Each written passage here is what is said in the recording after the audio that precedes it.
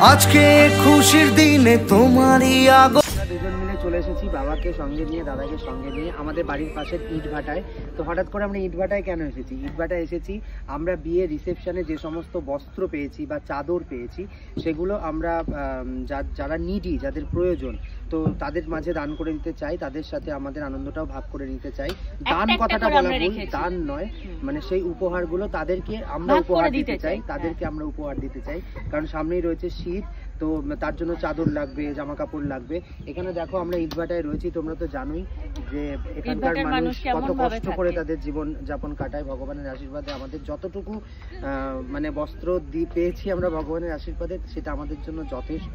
তো আমরা কিছু জিনিস, মানে যেহেতু আমাদের ভালোবেসে দিয়েছে উপহারগুলো, দুই একটা জিনিস আমরা রেখে দিয়েছি, আর বাকি জিনিসগুলো আমরা মানুষের মধ্যে দিয়ে দেওয়ার চেষ্টা করছি উপহার হিসেবে, দান নয় কিন্তু উপহার হিসেবে, মানে আমাদের আনন্দটা সবার সাথে ভাগ করে নিতে চাইছি। আর এখানে তো অত মানুষ নেই, যত মানুষ আছে তাদেরকে আমরা দিয়ে যাব। আগামীকাল আমরা চলে যাচ্ছি হচ্ছে অষ্টমঙ্গলায় শ্বশুর বাড়ি, তো যে জিনিসগুলো থাকবে সেগুলো আমরা গুছিয়ে রেখে যাচ্ছি, সেগুলো হচ্ছে বাবা মা পরে অন্য জায়গায় যাদের প্রয়োজন তাদের সাথে এসেছো সেই